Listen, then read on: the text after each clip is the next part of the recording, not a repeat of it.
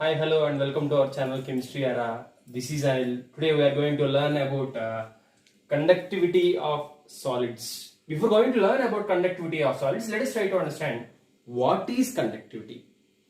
Conductivity may be defined as the ease of flow of electrons or current. That means whether the materials are conducting current easily or the materials are conducting current not easily, then that is called as a conductivity. So conductivity may be defined as a ease of flow of electrons or the ease of flow of current is called as a conductivity. Depending on conductivity, solids are broadly classified into three categories. They are conductors, insulators, and semiconductors. Depending on conductivity, solids are classified into three categories. They are conductors, insulators, and semiconductors. Now let us try to define conductors. Solids which allow flow of current easily, they are called as conductors. Conductors are the solids which allow the flow of current easily. They are called as conductors. In our day-to-day life, we can see so many electrical appliances are able to allow the flow of current as they are made up of either copper or aluminum. That means copper and aluminum are the best examples of conductors. Now let us try to define insulators. Insulators are the solids which do not allow the flow of current. So let us write here solids which do not allow flow of current are called as insulators. See, whenever a person is having chappals, he do not get shock, electrical shock. That means chappals are not allowing the flow of current. So they can be termed as insulators. Insulators means the solids which do not allow flow of current. Examples of insulators are plastic, wood, rubber, and etc. I think you have got the difference between conductor and insulator. Conductors means conductors are the solids which allow flow of current. Insulators are the solids which do not allow flow of current. Now let us try to define semiconductors. Very important. Semiconductors. Semiconductors are the solids whose electrical conductivity lies in between conductors and insulators. So let us write here solids whose conductivity lies between conductor and insulator. That means semiconductors conductivity is more than insulators and semiconductors conductivity is less than conductors. Examples of semiconductors are silicon and germanium.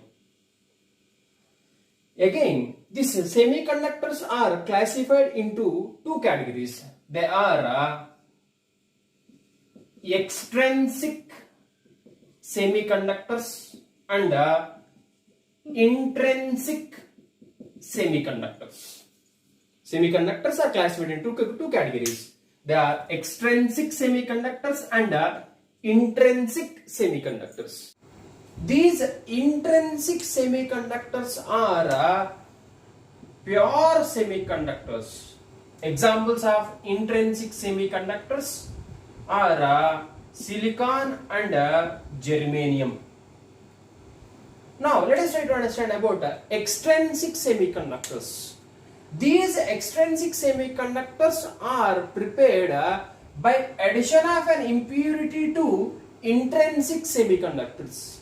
This process of addition of an impurity to intrinsic semiconductor is called as doping. Very important 2 marks question. Doping. Doping means the process of addition of an impurity to intrinsic semiconductor is called as doping. Depending on the impurity added to intrinsic semiconductor, extrinsic semiconductors are classified into 2 categories. First one is P-type semiconductor, N-type semiconductor.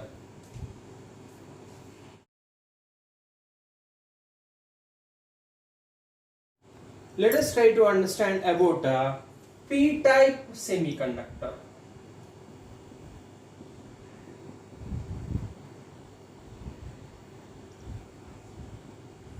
P-type semiconductors conduct electricity because of presence of positively charged particle. In terms of semiconductors terminology, P-type semiconductors conduct electricity because of presence of hole. These P-type semiconductors are prepared by doping silicon or germanium with group 13 elements. What are group 13 elements? The group 13 elements are boron, aluminium, gallium, indium and thallium. Group 13 elements are having a valence electrons of 3. That means if you take any group 13 elements in their outermost shell, they are going to have 3 unpaired electrons. Now let us try to understand this P-type semiconductors with a schematic diagram. Let us take the intrinsic semiconductor, that is silicon, which is having 4 valence electrons, so it is going to form 4 bonds with other silicon atoms.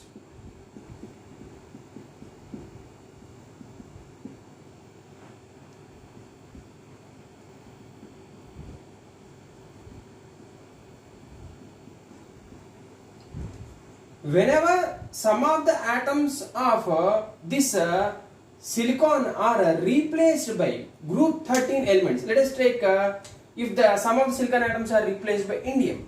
Now what happens? Let us see. Ion and ion. Here you have to understand one very important thing. Each silicon is having 4 valence electrons, but whereas each indium atom is having only 3 unpaired electrons. That means indium does not have a sufficient number of electrons to form 4 bonds with silicon atoms, which results in the formation of a hole. This hole is responsible for the conduction of current in case of a P-type semiconductor. Now let us try to understand about N-type semiconductor.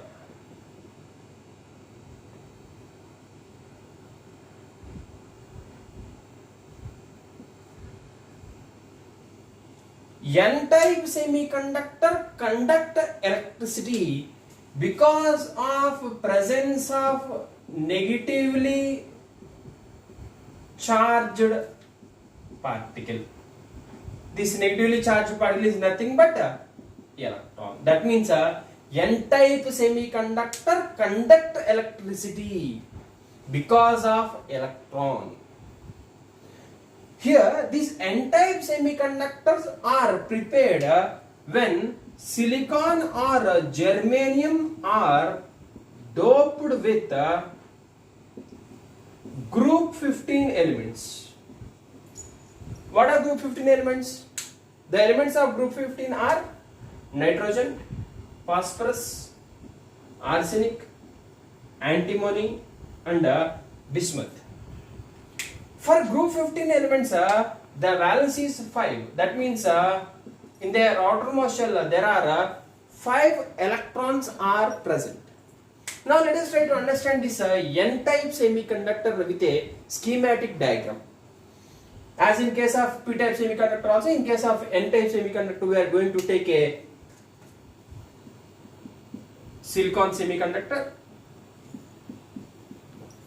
where silicon is belonging to group 14 elements, so it is going to form 4 bonds with other silicon atoms.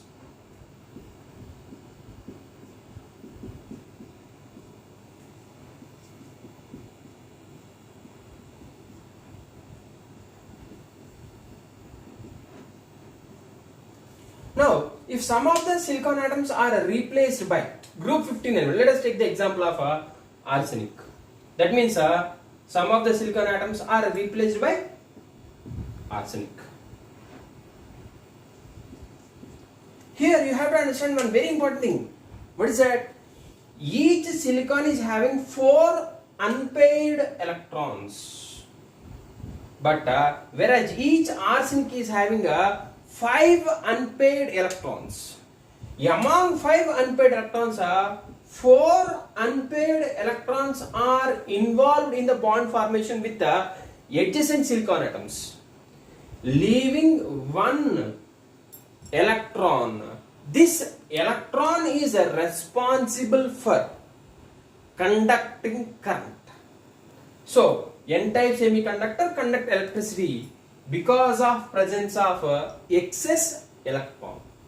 Thank you for watching this video. If you like this video, please like, share and subscribe to my channel. For any further queries, please comment in the section. Thank you very much.